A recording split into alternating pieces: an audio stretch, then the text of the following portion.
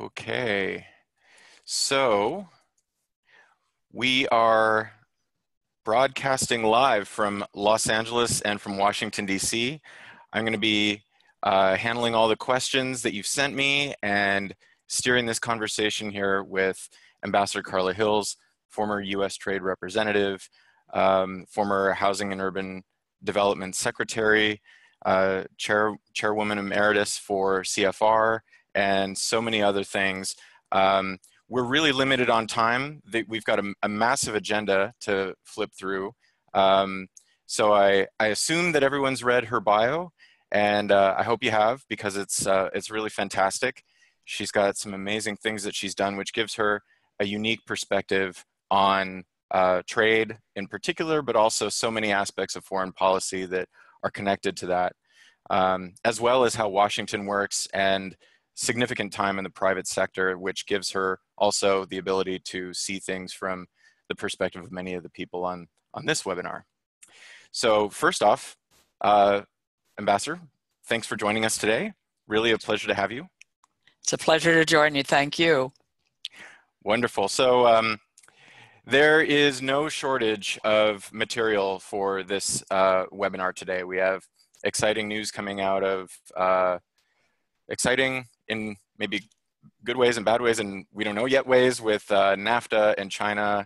GDPR is coming into effect soon, which has, of course, a shade of trade, and privacy issues that are emergent after the Cambridge Analytica story, and digital and e-commerce concerns that I think are probably under-discussed in the media, but which have been flagged as major issues in the new NAFTA discussions, and which are probably going to feature large in the next wave of trade agreements that come up around the world, as well as domestic policies, which are probably going to cause many sleepless nights in San Francisco.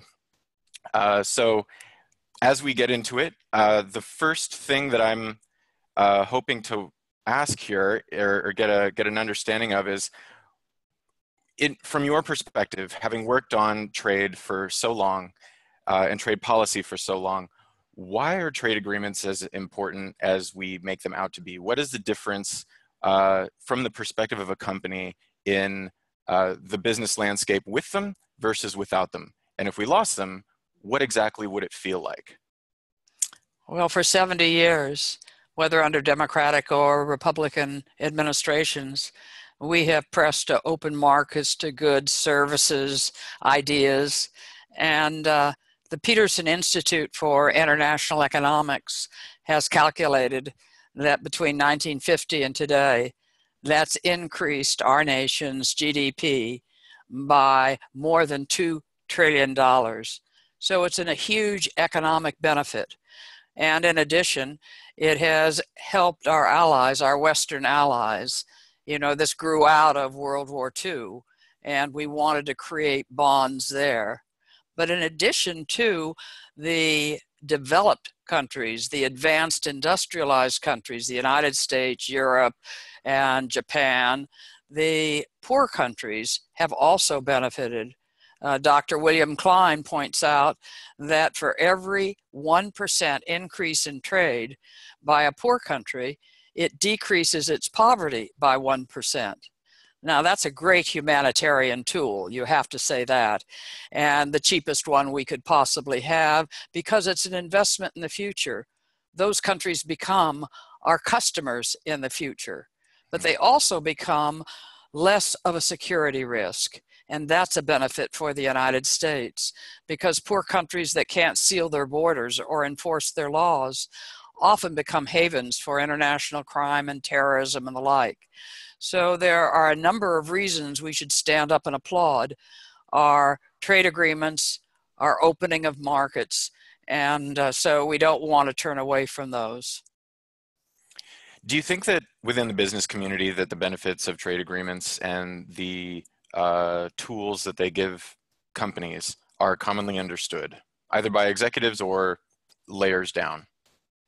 I think that the executives understand some of the benefits, perhaps not as keenly as some of us would hope. But the ones that are not understanding the benefits are the workers. And businesses could do a better job. I often tell them when I talk to them, you know, if 39% of your produce goes to Mexico, why not put the W-2 of every employee? 39% of this check probably wouldn't be here but for our opportunities in Mexico. And you could substitute the country depending on the benefit to the company and to the worker too. So we need to work. We need to do a better job there. This is something that I try to press in our conference and in our media that we put out is understanding how these things work is a major strategic benefit to companies, but I think also at this point, got to get the word out about how these things work to everybody. So what do you think about what's going on with NAFTA right now? Speaker Ryan put on a May 17th deadline, which may be extended potentially. But what do you think about getting to an agreement soon? And what do we lose, or how does this change things if we miss that deadline? Well, right now we're in a period of uncertainty. So that hurts our companies a lot. Mm-hmm. They're asking me regularly, you know, are we going to get an agreement? Are we going to have things in the agreement that we dislike? What's going to happen? Keep in mind that Canada is our largest export market, and Mexico is our second largest export market. Most people don't recognize that 1/3 of our total global trade go to our two neighbors, North and South. And so if that's cut off and we no longer have preferential access but have to pay higher duties to do business with them, all of our companies will suffer. So we need to fight back and maintain this agreement that covers 1/3 of our global trade. And my hope is that we can get the job done. What Speaker Ryan is talking about is the rules of approving a trade agreement. And under Trade Promotion Authority, the U.S. Trade Representative has to give the Congress 90 days notice of the intention to sign. And then after it signs it, the International Trade Commission has to do a study that's put out to the public. So you get up to about 200 days that are necessary before the actual agreement goes into effect, and the Congress can vote on it. Mm-hmm. What do you think about the complications around Mexico's elections? It's been, you know, there's been a reaction within Mexico to Trump's rhetoric, and that has sort of limited the freedom of movement of some of the negotiating and how the public perceives it there. You just returned from Mexico last week, and you were there 2 weeks before that. Any thoughts or perceptions on how the election dynamics could play into whether we get a deal or what happens after that? Well, you know, trade agreements and commercial activities are not only economic, they run into political issues. In my visit to Mexico a couple of weeks back, I heard a presentation to a business community from all four of the presidential candidates. And they were all reasonably positive, including Obrador, who's running ahead, about the NAFTA. But what I really noticed was the drop in the popularity and respect toward America. It's very pronounced. We've lost about 25 to 30 points on all recent polls, and it's frightening. It used to be that we were the leader, and now they do not trust us to, quote, do the right thing. And the same thing has happened in Canada, although our rhetoric has not been as sharp and as unpleasant. But we have to be careful about losing our leadership. It's not just that you want to be captain of the team. It's you want to shape the rules that govern the global economy.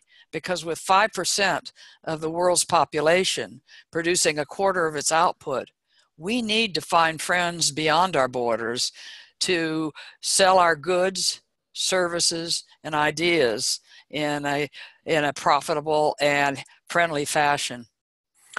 What do you think the experience of doing business in this context is going to look like? So if I'm an American investor planning on an expansion into Canada or looking for partners, Mexico, the perception that I'm getting of Mexico is that Mexico is trying to hedge and look elsewhere and start diversifying its opportunities. From a business point of view, how do you think this affects us? There's no question that the uncertainty with respect to our trade actions, not only the North American Free Trade Agreement, but we have a number of other trade actions that are very much front and center, are affecting what investors want to do. You know, do you want to make an investment in a particular country when you don't know whether you're going to have a high tariff, what the rules are going to be? If you have intellectual property at risk, what's that going to mean? And so it's very important that we get our commercial rules known to our business community. What do you think the likely developments will be in a NAFTA 2.0? Based on what you're hearing from all sides, where do you see the agreement sort of taking shape, and what do you think it may lose in another iteration? Well, my hope and prayers are that we maintain the basic rules that we have negotiated 25 years ago. I belong to the school of thought of our business community. They implore us, do no harm, and that's what we need to do. On the other hand, we need to modernize the agreement.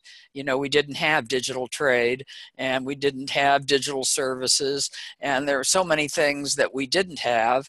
Plus the fact Mexico, for example, has liberalized in 2014 its energy sector, and we could be energy self-sufficient if we just continued to work with Canada and Mexico. So I'd like to capture those benefits. There are some sticking points that apparently that we have put on the table, like the sunset provision that would end the agreement at the end of 5 years.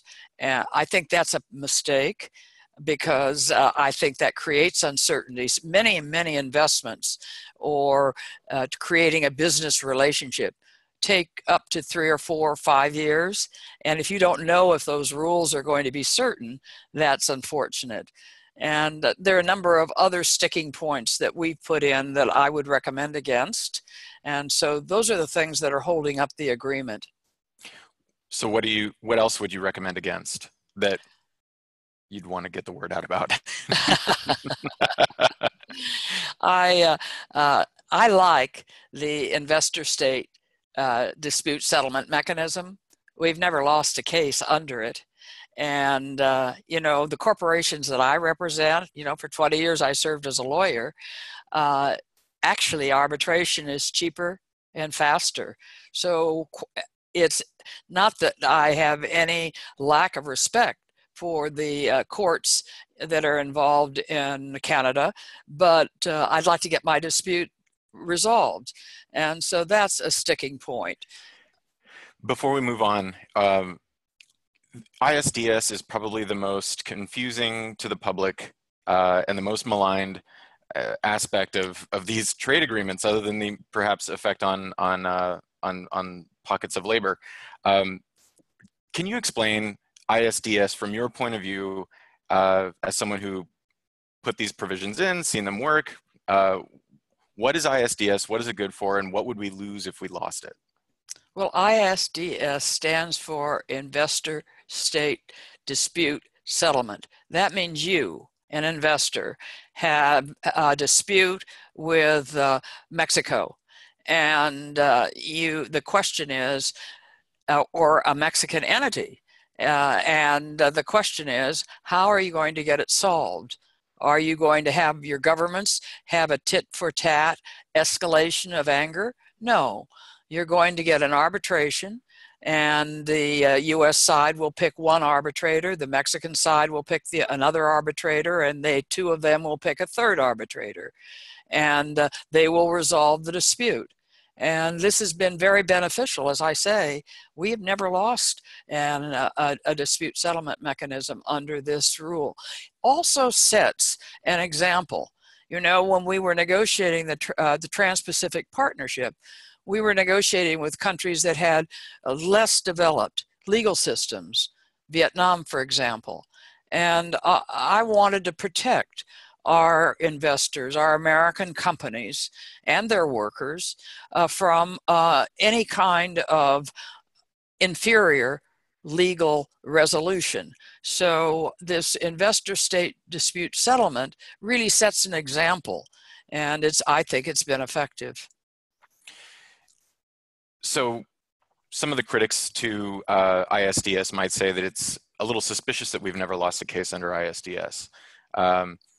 What do you say to the fact that, you know, this is our way of, I mean, there's all kinds of crazy theories online about this. I know that my Facebook feed was absolutely falling just into pandemonium with this stuff in the 2016 election. Can you explain a little bit more about, for instance, why we might have never lost a case? I do recall that there was one case with Philip Morris in Australia that was complicated. It was having to do with labeling on packages, and it was tried in Singapore. But I'm curious about your thoughts on why you think we might never have lost one, and how common are they now, perhaps? And of course, I'm pointing in the direction of it's not just us that's doing this. A lot of countries do this bilaterally, even if the United States isn't included. But your thoughts on that? I think that our system of justice is at the top of the list. You know, today, many corporations that have a dispute with another corporation have articulated a arbitration mechanism. You know, they don't want to go to court. It's slow, it's expensive, and so it's an alternative mechanism. And so I think that those that disapprove of it are often beyond our borders. I don't talk to many companies that don't think that the arbitration route to reduce trade friction and resolve disputes isn't the preferable means of doing just that. Why do you suspect the Trump administration wants to remove ISDS? Well, it's hard to find a good reason for it. They want to go to the courts when an individual company has a dispute with that a country is not abiding by the rules and is hurting its investment. I don't see the logic of that. So maybe it's just politics. I know that, again, that seemed to be the thing that people latched onto, and there's a lot going on around there. So modernization in some of the more positive ways. I think even the critics of taking our partners back to the table to look at a new NAFTA agreement have said, well, you know what? It's good to have a digital chapter, perhaps an e-commerce chapter. There are things that could use some tuning up. What do you think about the discussions around that? Are they going to lead to something substantive? And your perceptions about the digital and e-commerce arenas in this NAFTA renegotiation? Well, the technology has changed very dramatically, and but we want to hold on to what we have, you know, and we should appreciate what's in the North American Free Trade Agreement. No, it was the first trade agreement to eliminate all industrial tariffs, and it was the first trade agreement to open up services and protect cross-border service providers. And it was the first trade agreement that protected intellectual property, patents, trademarks, trade secrets. And it was the first trade agreement to create a mechanism of resolving disputes. And in fact, it was a model. Before 1990, we relied upon the GATT, which only dealt with tariffs. And the Uruguay round that was to upgrade the GATT had collapsed in 1990. And when we finished the North American Free Trade Agreement with all these firsts, the ministers came back to the table, then 123, and what did they do? They adopted a chapter to deal with investment and to protect international investment. They adopted a chapter to deal with intellectual property, and they created the World Trade Organization to resolve disputes. So we became the template, the model, and we don't want to lose that. We want to continue to do that. But if we turn inward and don't build on the NAFTA, others will take over. And you mentioned digital trade. Well, we have digital trade covered in the Trans-Pacific Partnership that we spent a number of years negotiating. We don't have that in the NAFTA. And believe me, other countries are moving ahead without us. We only have trade agreements with 20 countries. Our northern and southern neighbor have more than twice that number. And if others begin to adopt rules in the digital arena that are comfortable for them, but not for us, and we don't have a voice, believe me, our companies will suffer, and their workers will as well. Now, one species of company that seems to, unless you're Microsoft or Google or Facebook, the tech companies really sort of kind of feel like they operate in another world as it regards trade. They don't necessarily feel like these things affect them. I mean, of course, there are special cases, and of course, the biggest, they've been at this long enough to know better, but what do you think they have to gain by the new chapters? Companies, outside the major, the top five, but that are in Silicon Valley or in Washington State. Why do you think they should be paying attention? Well, they need the certainty. Mm-hmm. The rules apply if they have activities in the European Union. The rules there that they're adopting will have an effect. Yeah. If they're doing work in China, the firewall will affect them. So they would like their government to be a leader in helping to shape those rules and persuading that the way we do it has benefits that are mutual. You can't just say, do it my way or the highway. You have to say, the reason that we're recommending these rules is because you get the following benefits, and sell it on a win-win situation. And it worries me that we have done more of the former, do it my way, or you will face punishment, rather than selling it our way and on the grounds that you will benefit. And you mentioned Europe and its rules, and we'll come back to GDPR in a moment. I know that that's one thing that definitely has gotten their attention, and they've probably been receiving a lot of emails about that from their general counsels lately. But before we go to that, I'd like to turn a little bit, but to wrap up NAFTA real quick though, what do you suspect is going to happen after the election on July 1st? I guess Obrador, it sounds like, his foreign policy is, it ends at the water's edge. What do you suspect is going to happen with Mexico, even if he does win? And in the state, in any other status after that? Well, I'm not a fortune teller, and but he has stated publicly that he would not disavow the North American Free Trade Agreement. It's important, though, that we get it done so that companies and our commercial interests know what the rules are.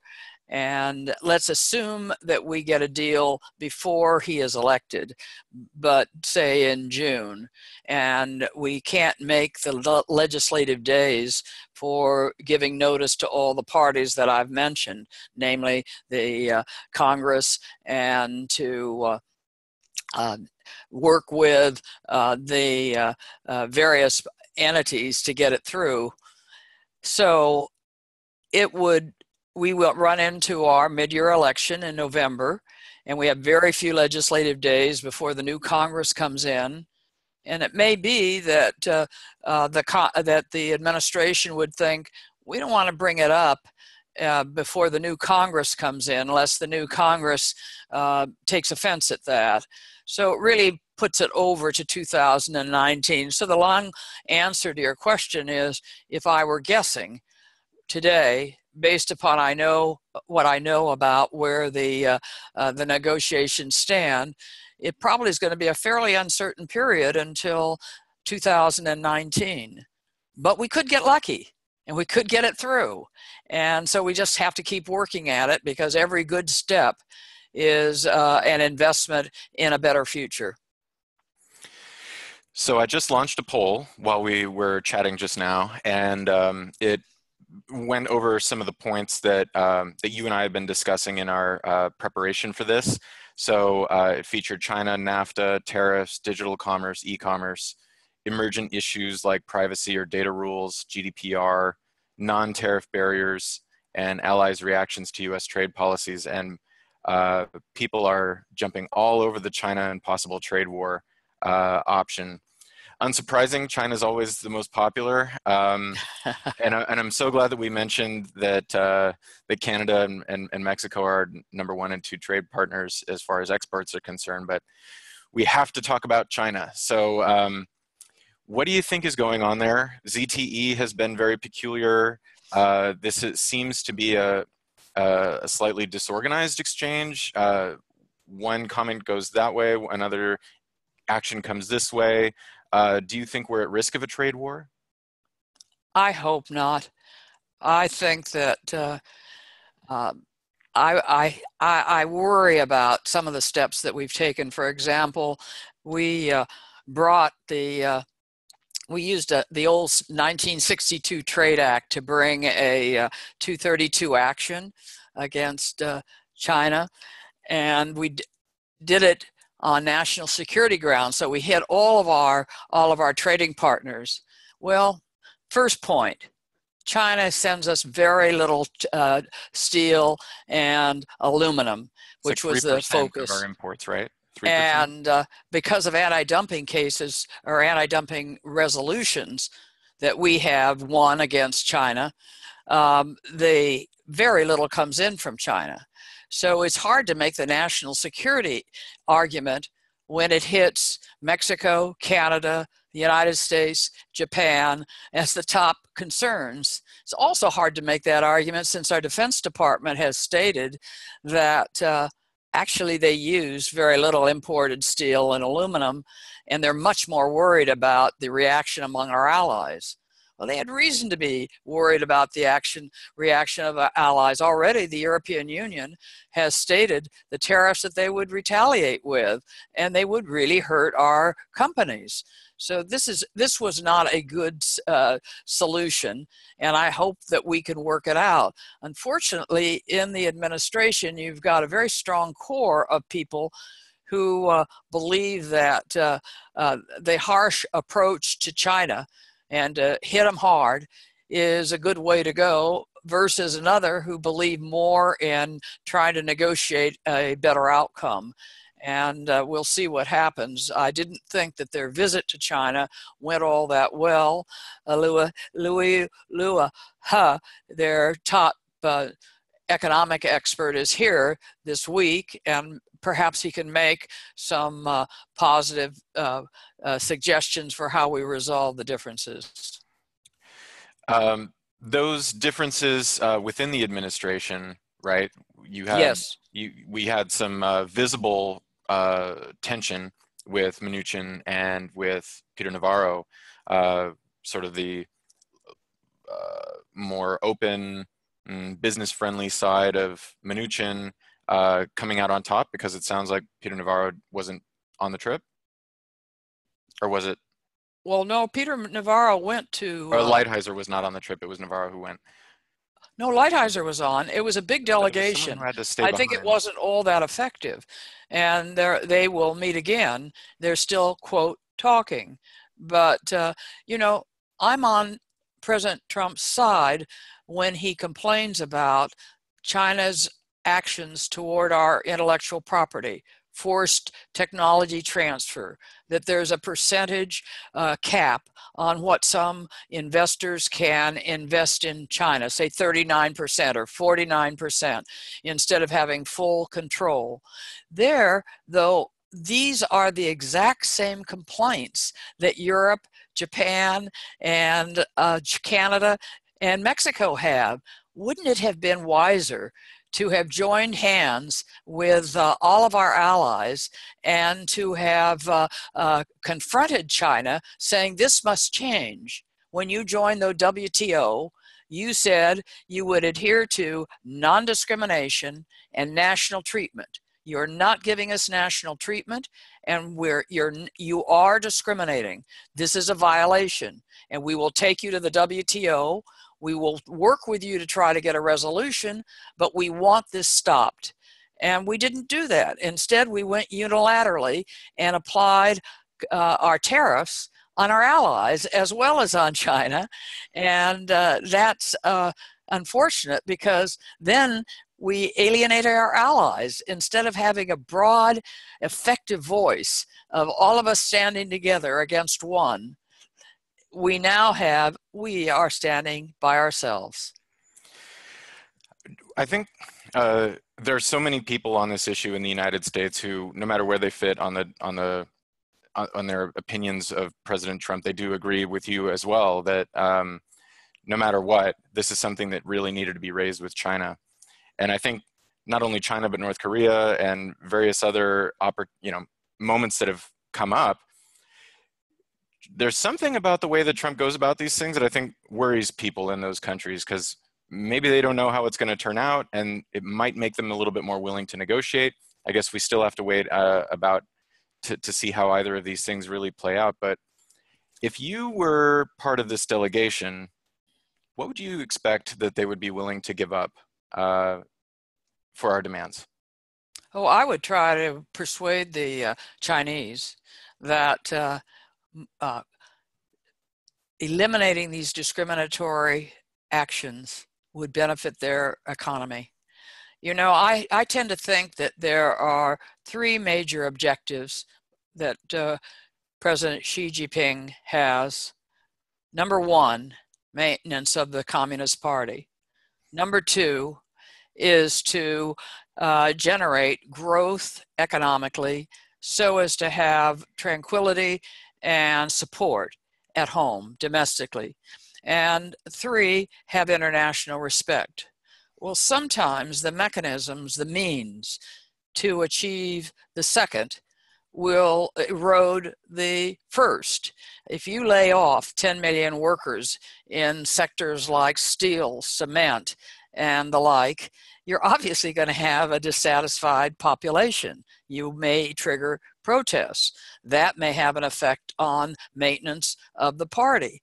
And there are ways to work through this. Zhu Rongji in the early 2000, late 90s was influential in making a change. Now, China knows that it has to move from heavy industry into more of a consumer economy if it's going to continue its growth. And so when you're talking to them, if you understand what their economic needs are and what their political needs are, you want to find a path through that thicket that enables them to do over time what you want them to do and benefits you. So it's a win-win.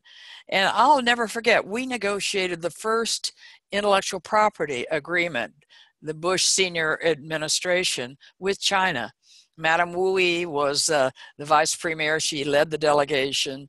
And Governor Zhou, who just stepped down from the People's Bank of China, was number 2. And this was hard for them. But we could show data to show that if they protected the intellectual property of patents, they would become more innovative. So it was a win-win situation. We ought to continue that of studying what it is that they need to do to move to a supply side economy and more of a private sector business group, because they want to move there. And why it is what they're doing is actually detrimental. And we could give them data rather than to make them, to kind of hit them in the jaw. So playing devil's advocate on their side, they might be saying, hey, we're doing fine. I know that we're not growing, the way that we were maybe 2 to 3 percentage points higher a few years ago, but we are making that shift into consumer economy. Why should we listen to this? Why should we let in your technology? Why should we let in your giant companies and treat them as we would our own? Well, then you would say, because if we were standing with all of our allies and we all had a similar position, and we were to say that the model that you are still using, which is export focused of heavy industry, we're not going to buy it. That would help you with the decision. When you stand unilaterally and you say that, they say, okay, I'll sell to your colleagues. You lose, we win. But you don't want to lose-win. You want to win-win. And I think that we could have our approach, our rhetoric doesn't lead to harmonious solutions. In fact, our rhetoric makes it harder to find a good solution. And I know many of our businesses, just want to kind of quietly go into China, work with the provincial leaders, and if they have boots on the ground and they know people who can help them negotiate a positive reaction, they tap into a market of 1.3 billion people. And we want that market too. So there's benefits on both sides. It isn't just we win, you lose. What do you think the experience of, say, medium and large size companies operating in China from the United States or any foreign country, but operating in China as a foreign company is going to be like through this period of uncertainty while this all works out? And, if I were one of your clients asking you, Carla, what do I keep an eye out for in this interim period, and what should I be trying to do in the meantime? What advice would you give? Well, we represent companies that are invested in China, and we try to help them maintain a harmonious relationship with the locality in which they're doing business. That locality wants them there. It wants the jobs, it wants the tax revenues, and it wants the exports that the U.S. companies are exporting. And, we tend to take slogans rather than analyzing the data. Again, the Peterson Institute for International Economics has calculated that when we invest overseas, we don't lose jobs.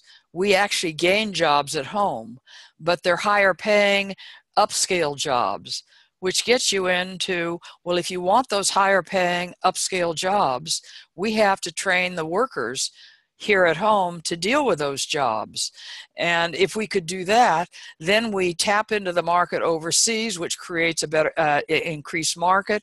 That's a win. You come home, you move the guy that is not producing with his hands, but you give him 20 weeks of training, and he becomes is earning more money, pays more taxes at home, and it helps pay for it. It's really investing in human infrastructure. Hmm. So while we wait for China, NAFTA, some of the tariff issues to simmer down, how should companies be positioning themselves in this period, do you think? I know that I get a lot of questions about this. Number one, how does this really affect me? But number two, even if it does, and I think we've covered the first one, but even if it does affect me profoundly, what can I possibly be doing while this all shakes out?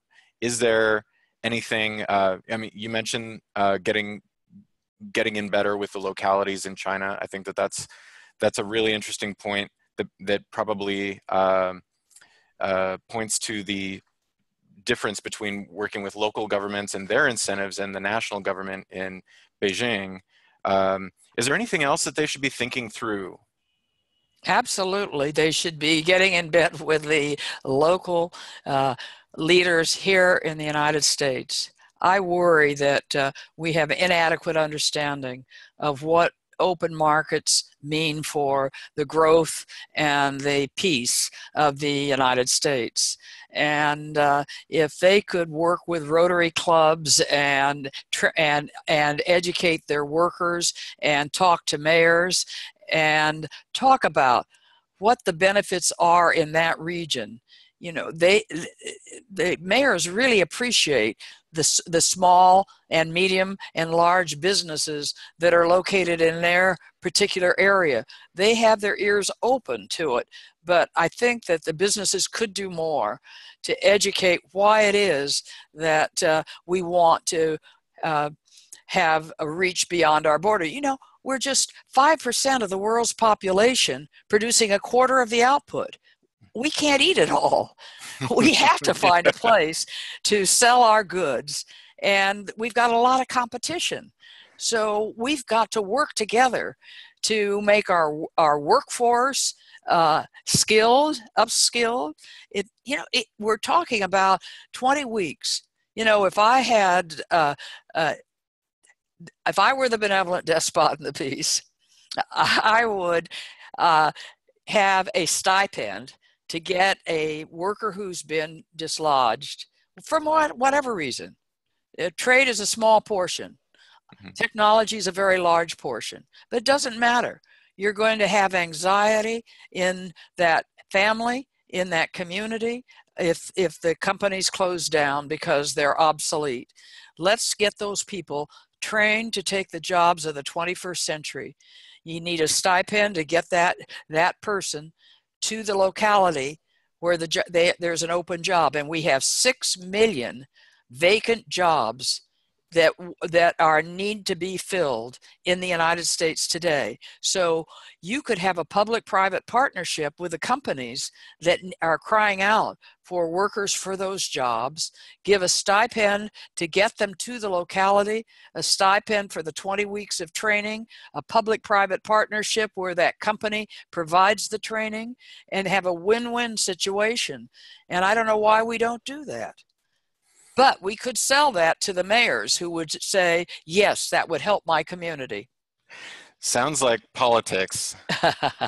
I wonder about the same thing. And you hear about cases where, for instance, simple furniture, of course, went south, global south, and also figuratively with the opening up of trade and Indonesia, Mexico, and other countries selling more simple furniture. And those workers ended up going to places like Herman Miller and Steelcase and getting reskilled and learning CAD in Michigan.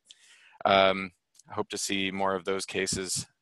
Now, moving to GDPR and sort of, I think, what is probably the next frontier in trade, issues dealing with privacy, control of information within borders, access into visibility of country citizens, and of course, protectionism under all of those sorts of rationales as the outward-facing excuse. What do you think of GDPR? I think I spoke to someone at the State Department who had been observing these negotiations for a long time, and her opinion was that this was protectionism. But in the wake of Cambridge Analytica, there's something about this that sounds a little bit wiser in the current environment, but I'm not sure. What do you suspect is behind that, and what do you see with other countries perhaps adopting something similar? Your take on GDPR? What do you think? Well, GDPR is general procedure for general data protection rules. And there are all kinds of ways to protect the data. Some are far more restrictive than others. And what we need to do is to get rules out so that businesses know what the rules are governing data. And that's really a key importance. And we could do that.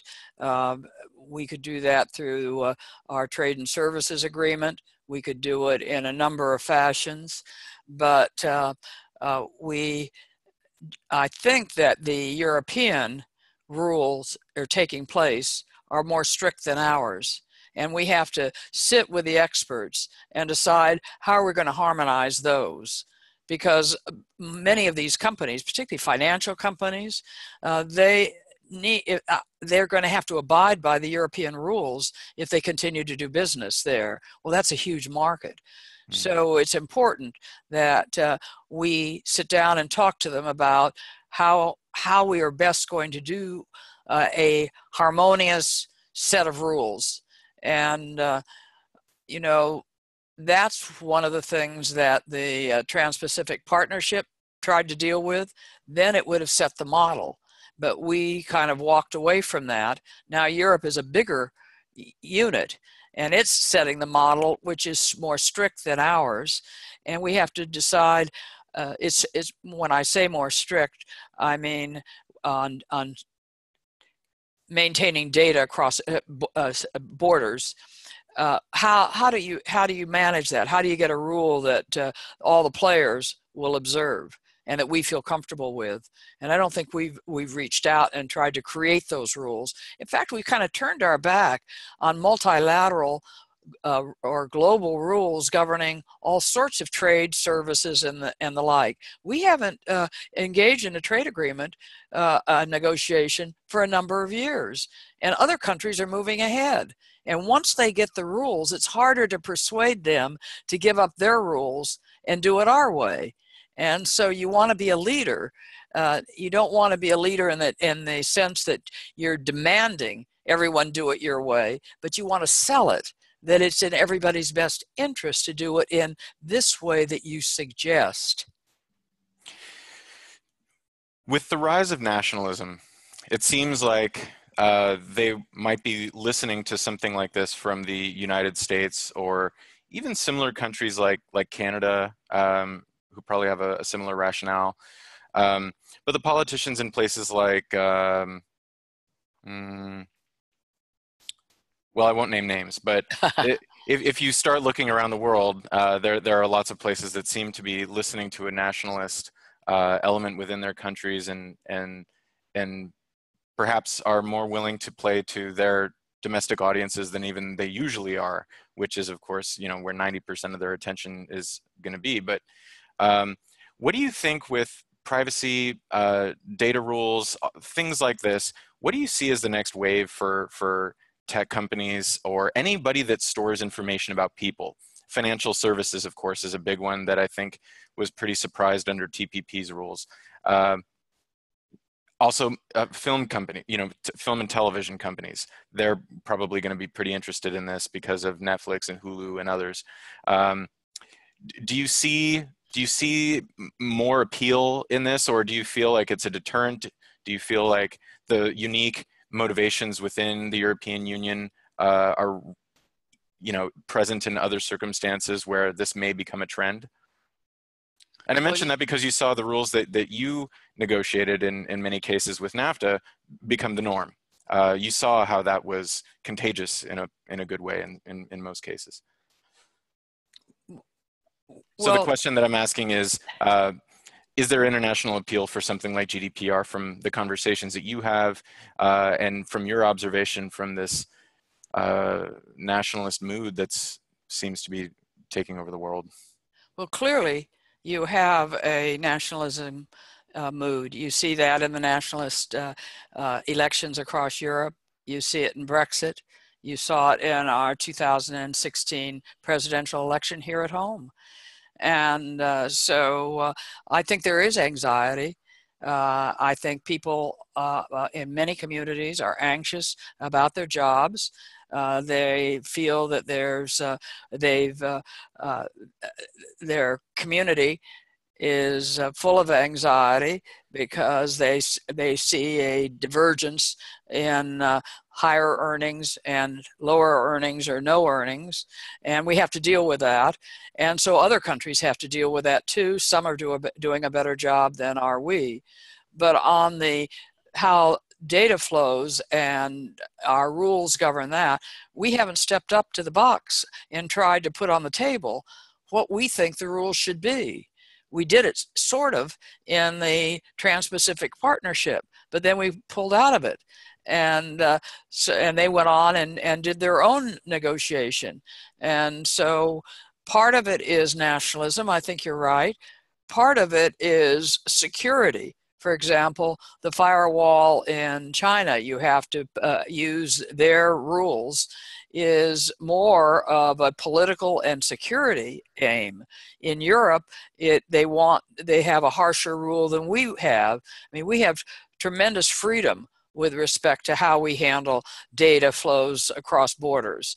But you can't just expect countries to adopt a rule that you want when you're not sitting with them and negotiating it. I think we have been deficient in developing our human infrastructure to deal with the changes that automation has created and will create in the future, by the way, even more rapidly, and deficient in selling the rules that we think will best serve the population in terms of prosperity and in creating harmony. And we haven't done that at all. We're not at the bargaining table. So, but at the same time, we seem to be in the middle of a tremendous growth spurt. Economies everywhere seem to be doing pretty great, except for maybe Argentina. Sorry, Argentina. But I'm wondering, how long do you think that this can last in this kind of a mood? It seems like everybody's reevaluating some part of how they deal with other countries economically. Countries like Europe seem to be doing their own version of what they feel is right. We, of course, have been doing our version of that, but you see this in other parts of the world too. How long do you think that this can last? And do you think that we can get to a mood of at least baseline consensus making that we had with the WTO? Well, you're again asking me to be a fortune teller. I know, I'm sorry. Yeah. But, economists are telling us that our 10-year spree of growth is coming to an end, and that we have recovered from the 2009 financial crisis, and we're coming to the end of it. I don't know that you can say that, but I can say that we would be more assured of growth, prosperity, and security if we were to have common rules. Our market is global. It has to be global because of our size. I'll say again, with 5% of the world's population creating a quarter of its output, we need to get into foreign markets. And when you go to somebody else's house, you have to abide by their rules, but it's nice to be able to sit and quietly talk about how we have rules that benefit your house and my house. And we haven't done that. And I think the business community could do a great job of trying to incentivize our elected leaders, starting at the local level, to why this matters and what rules would make it easy for them or more predictable for them. And I say predictable because uncertainty has a huge cost for businesses. We spend a lot of time just trying to educate the communities offshore that we want to work in as to the benefits that they're going to get from the company we represent. And I think that is an important approach. I really do. To go in and say we've done the economic data, and whatever you're doing, whether it's a discriminatory excise tax or not protecting intellectual property, this is costing you jobs, GDP, reputation, and we can fix that working with you. We're not hostile. We're on your side, but we're not doing that sufficiently. So we've only got 5 minutes left to go, and we did get a question over email that I thought was pretty good. What do you think is the number one trade-related issue that no one's really talking about, or that you think deserves more attention from a company's perspective, if you were a business owner thinking, I need to be thinking about this issue more or that issue more. I need, pardon me, I need to be planning about these kinds of things. What do you think that issue would be? Getting rules to govern commercial activities. The United States has been sitting on the sofa and not negotiating trade rules. We think we can do it alone.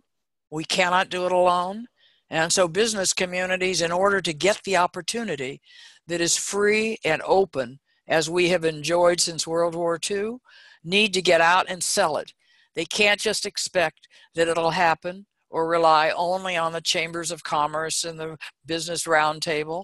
They've got to talk to their localities. They got to march for what they believe in. And the big companies and little companies, most Americans don't appreciate that 90% in number of our exporters are small and medium-sized businesses. And they may only have one or two destinations for what they sell. But if they're blocked, they are not as prosperous as they otherwise would be. So we need to get the message out, but the actions taken. And that takes our population. We are a democracy. We have to get people to march for what's right. So I think the number one theme that we're hearing from you is companies talk to your leaders. This is super important. I know that from even just running GetGlobal, I lobby my leaders myself. I go to Washington and I talk to people. Stay out of Washington and go to your hometown. Go to Los Angeles. And there's LA too. And of course, the state capital here in Sacramento. And people, I think, are a little bit surprised to hear that kind of interest. They usually hear about local issues more often. But I think it's something that people don't really think that it's something that they can do or that it could be for them. But they have every right to go and make their voice heard.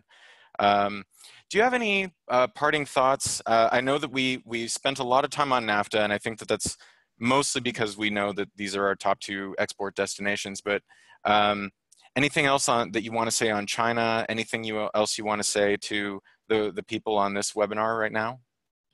Well, I hope that we can keep our markets open. We've had 70 years of prosperity as a result of opening markets, and we have done a U-turn.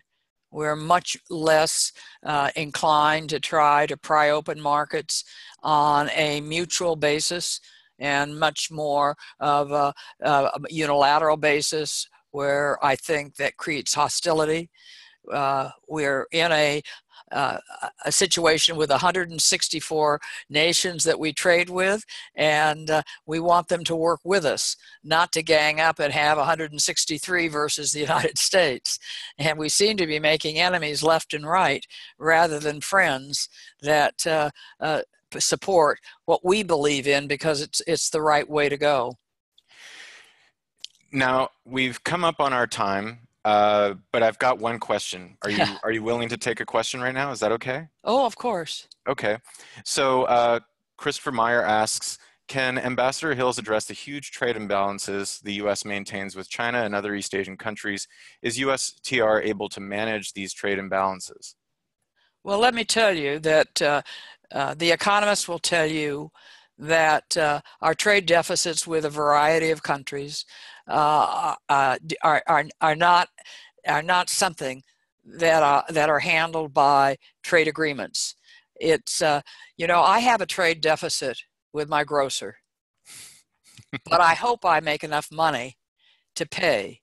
And if you were to say to me, you can't buy from that grocer anymore, don't you realize you have a high trade deficit? I would buy for another grocer. So if I don't buy from one, and I need that widget to finish my product, to make it competitive globally, and to sell it to a market, whether at home or abroad, I need to buy that. And so if I don't buy it from China, I'm going to buy it from South Korea. And the way you get rid of your trade deficit is by increased savings and macroeconomic policy. Now, I know this program isn't about this, but we haven't had a budget for about 5 years. And that tells you something about our finances and how we run it. I wouldn't run my family's budget that way. You know, I think about what income we have and what we can spend. And we need to give more attention to that. But don't be fooled. If you have a trade deficit with a country, beating them over the head and telling them to sell us less is only going to make us buy what we need from someone else, and probably paying more and probably not getting quite the same quality, because our companies are smart and know where to buy the best product at the lowest price. Amen. So I don't think we have any, I know that I didn't ask, but we didn't have any other questions. So I think for now, we'll call that a day. But in the meantime, for everyone who's watching, I want to make this feel as much like GetGlobal, the event, as we possibly can. So if you have any questions, if you need some help with something, you know, you can always email back to the blast that we sent out and ask your questions, and I'll be sure that Carla and her team gets them if it's something that's directed to her. So feel free to just always get into an exchange with us. We read every email, we listen very carefully to everything that you say to us, and everyone that we deal with is very eager to hear your feedback. They're interested in knowing what you think, and